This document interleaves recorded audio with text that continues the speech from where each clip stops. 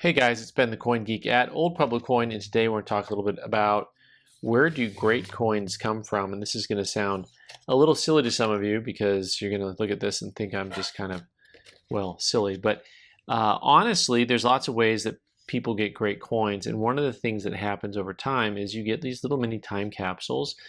And, people have asked me, well, how does a coin stay in such pristine condition?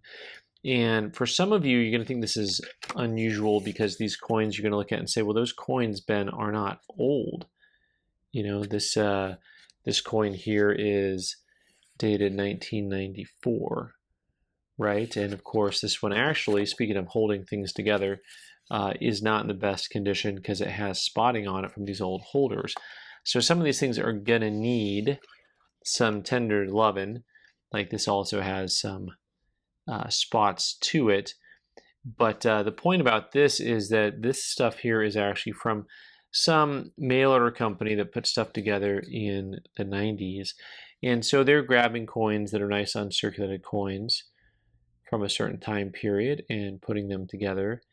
And then they sit around forever and ever. Now, I think fortunately some of these coins can actually be conserved, but not all the coins are from the 90s or 70s. Here you've got one of the more beautiful coins. I think these really large 50 francs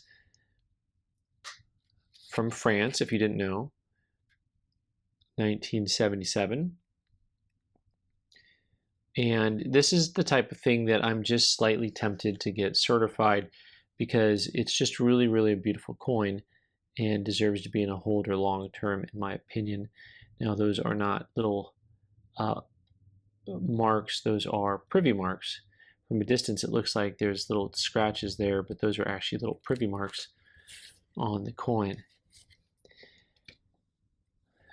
And don't forget, you may find such things as silver eagles in this. I'm always amazed at these earlier silver eagles, just kind of how nice they look. There's an 86. Nice original silver eagle. I think they had a better look to them than the modern ones do. Something about the way that the dies were made and the way that they were struck just were a much, much nicer looking coin. And you never know what you'll find because people put stuff aside. So the other thing that I want to mention this is sometimes people kind of poo-poo modern coinage, but then eventually what happens is people that are buying modern coinage and setting it aside for future generations, eventually those little mundane looking coins that you had as a kid are hard to find in high grade. Isn't this lovely? Isn't she lovely? Sorry, 1996 unicorn. A unicorn, that one is fun. Beautiful coin. Once again, just look at the grade on that though. Like, that's the type of thing that, once again, I'd be tempted to get graded. Speaking of getting graded, the card fell off of this one here, but a 97 Canadian Maple Leaf is actually a little bit better date.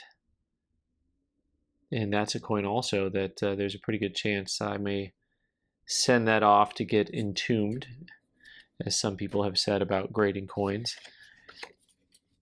Here's a fun one, right? Same thing, like these MacArthur coins from 1947 have become pretty popular over the last, I'd say, 5 years or so. This Philippines coin that was struck at the San Francisco Mint. And this one also has a little bit of haze that needs to come off. But once again, just a stunning representation of what the coin is, all because it got set aside a long, long time ago. We got a couple more to look at in this little group here. And so this whole series, Netherlands Silver 10 Guilder. So each one of these did what most mail order companies do. They give you the population, they give you a story to go along with the coin, right? Netherlands 10 Guilder, never getting a land war. Anyways, Netherlands 10 Guilder pays tribute to Marshall Plan of 1947.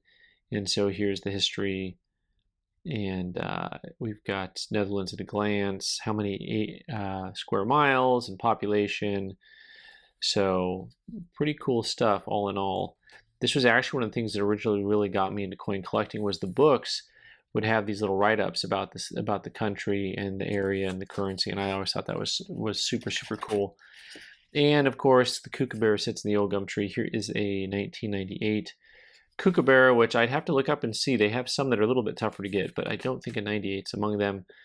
But once again, if there was going to be a modern coin that I got in that's a nice enough grade to get certified, it comes from groups kind of like this, where it's an old collection.